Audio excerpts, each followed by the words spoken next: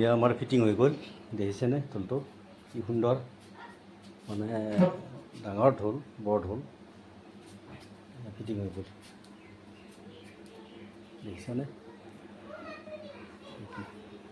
মানে পচৰিয়াত ডাঙৰ ডাঙৰ ঢোলবিলাকে লাগে, সেইকাৰণে মানে ডাঙৰ ঢোলে হেৰি কৰিছোঁ।